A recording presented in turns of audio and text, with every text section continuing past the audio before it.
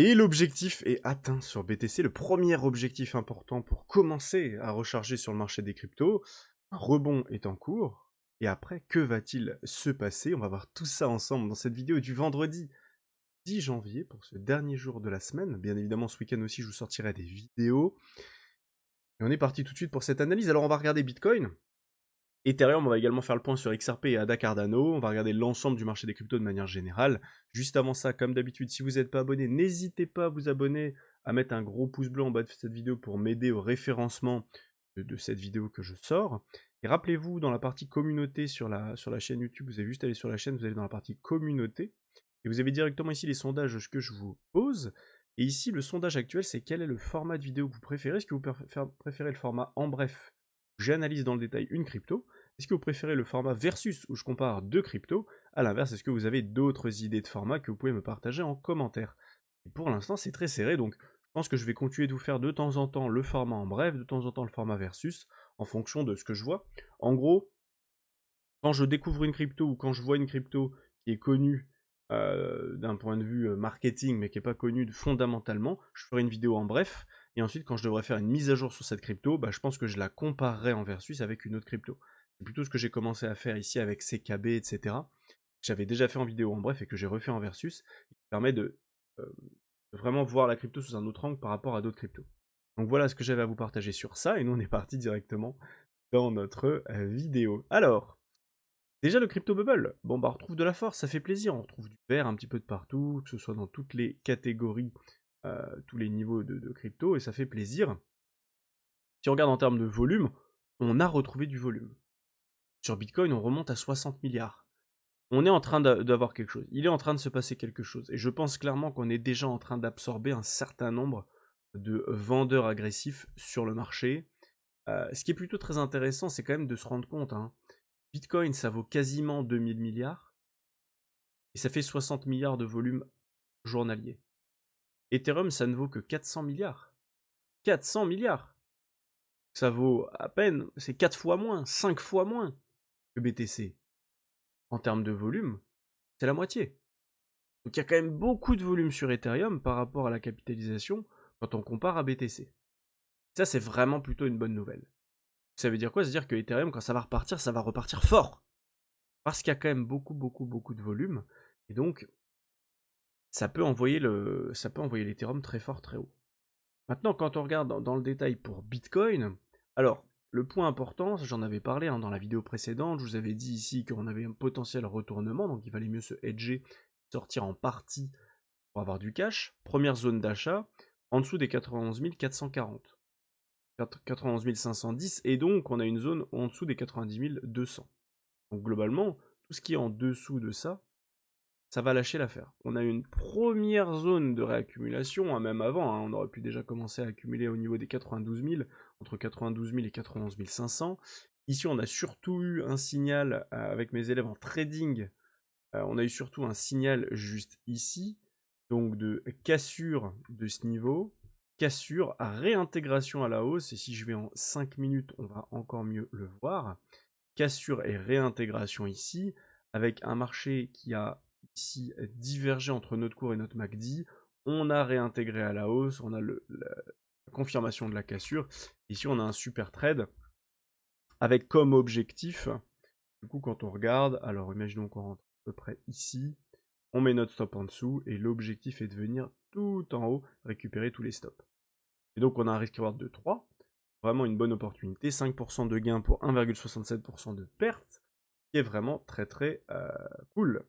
Maintenant, actuellement, il n'y a pas grand chose de plus à dire, on a récupéré la première liquidité, et maintenant qu'on a récupéré celle-ci, oui, le marché peut corriger, mais de manière générale, l'objectif maintenant est de venir récupérer toutes les autres zones de liquidité, jusqu'à arriver sur la zone de liquidité majeure, qui se situe aux alentours des 97 250.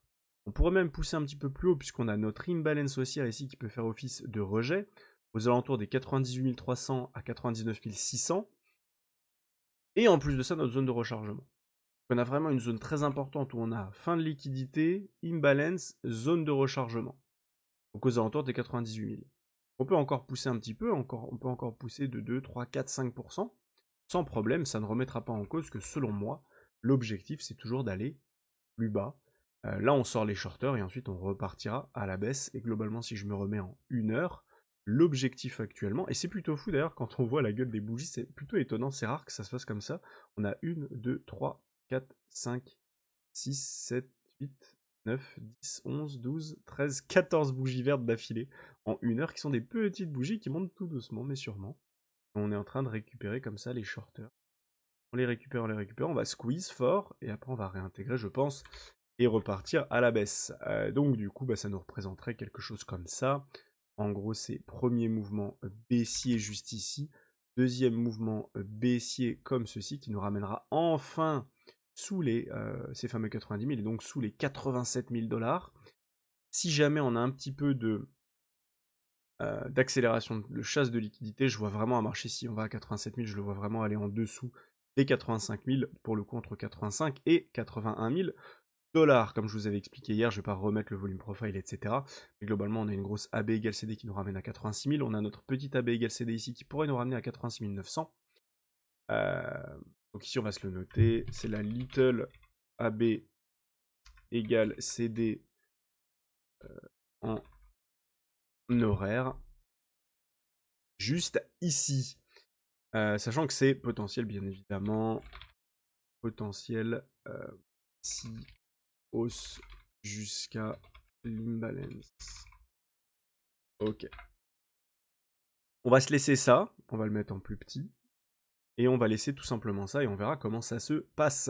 Donc globalement ici, ça veut dire quoi? Ça veut dire que quand on va revenir dans ces zones entre 97 et 99 000 $, ça peut valoir le coup de se re-hedger, pour ceux qui ne sont pas hedgés déjà, de se re-hedger à nouveau ici pour pouvoir racheter plus bas. Et si jamais on casse ça à la hausse et que vous vous êtes hedgé, il va pouvoir racheter un petit peu plus haut. Finalement, vous aurez une petite perte de profit, mais qui sera compensée par le fait que si jamais vous avez raison de vous hedger et que ça baisse, vous éviterez une grosse perte. Et en plus de ça, vous réaccumulerez beaucoup plus bas, et donc vous aurez un gain potentiel qui sera beaucoup plus important. Sur BTC également, ce qu'on peut voir, c'est quand même, de manière générale, comme je vous l'avais dit depuis un petit moment, on a quand même des fundings qui sont très très très faibles. On est à 0,0029 en 1 heure sur le BTC. Si je passe en daily, on voit qu'on n'est toujours pas repassé dans le rouge depuis un petit moment, et globalement, quand on voit ça, on comprend vite, l'enjeu va se faire. Globalement, on avait l'enjeu qui était tout ici, et on a également l'enjeu au niveau du plus bas qui est juste là. Donc c'est les deux zones globalement qu'on veut venir travailler, une zone au niveau des 90 900 et une zone aux alentours des 85 000 $, toujours les mêmes zones, qui nous fera poser un bottom avec un funding négatif, et dès qu'on a nos funding négatifs, zone parfaite pour racheter, pour rentrer en investissement, rester bien accroché à nos positions, positionner nos zones de vente plus haut et ne plus toucher à rien. Pour la partie trading, c'est autre chose, mais c'est avec une autre partie du capital. Concernant la liquidation, ça fait un petit moment qu'on n'a pas liquidé les shorters. Et ça tombe bien, puisque ça pourrait arriver très rapidement dans les prochaines heures. Si on regarde maintenant Ethereum, alors Ethereum nous montre vraiment la direction. Pour le coup, il s'est fait rejeter dans son imbalance et bougie de raval, zone de rechargement. On a créé une énorme imbalance baissière ici qui a très peu de chances de ne pas être respectée. On n'a pas récupéré la liquidité en dessous des 3100 $, donc il y a de grandes probabilités ici qu'on rebondisse pareil, jusqu'aux 3500.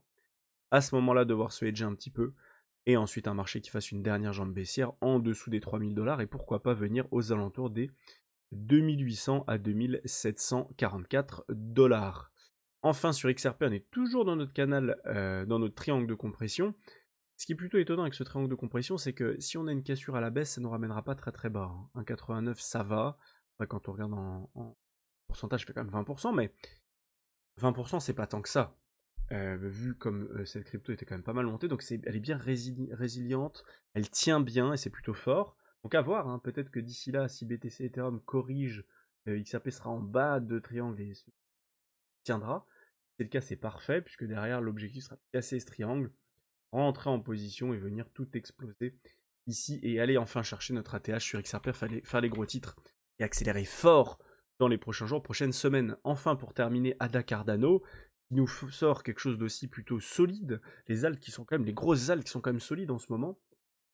On a posé un gros bottom en décembre, fin décembre 2024, je veux dire fin décembre 2020, le mec est fou. Le 20 décembre 2024, on a posé un double bottom, on rebondit fort dans notre zone d'imbalance baissière plus notre zone de rechargement, qu'on avait déjà tagué ici, une zone d'imbalance baissière. On est revenu taguer dedans, on se fait rejeter. Là, le dernier niveau, c'est ça, c'est notre imbalance qui est haussière, qu'on a maintenu hier. Imbalance haussière jusque globalement les 0,8785, 87,8. On maintient, on rebondit fort, c'est très bien. On a recréé à nouveau de l'imbalance, on a de l'imbalance qui est ici. De là, on a de l'imbalance un peu en dessous aussi. Bon, honnêtement, je vois plutôt une imbalance qui est ici qui viendrait se faire retester, juste là. Et donc, pareil, hein, à nouveau, si jamais le marché remonte un petit peu, 7, 8, 10% dans les prochains jours, peut-être ce week-end, à voir, et en fonction aussi des news du jour avec le FP, mais donc à voir, mais honnêtement, ce serait pas déconnant qu'on ait à nouveau, on vienne faire notre dernière vague baissière. Et du coup, sur ADA, soit on va vraiment réussir à maintenir notre imbalance haussière, c'est une belle zone déjà de réachat. Soit on va venir retester cette mèche, et là pour le coup, il y a de grandes chances qu'on aille retaguer en dessous de notre imbalance baissière ici aux alentours des 65 centimes. Et c'est pour ça qu'il faut rentrer par palier. Un palier ici, un palier plus bas si jamais on a vraiment un dernier excès baissier fort. Donc voilà pour cette vidéo. Écoutez, j'espère que ça vous a plu. Si c'est le cas, n'hésitez pas à vous abonner, à laisser un gros pouce bleu en bas de cette vidéo, à me dire en commentaire quelles sont les prochaines cryptos que vous voulez que je vous analyse. Cet après-midi, je vous ressors une vidéo sur soit un versus, soit une vidéo en bref. Je vous fais des bisous et je vous dis à très vite pour une prochaine vidéo. Ciao, ciao.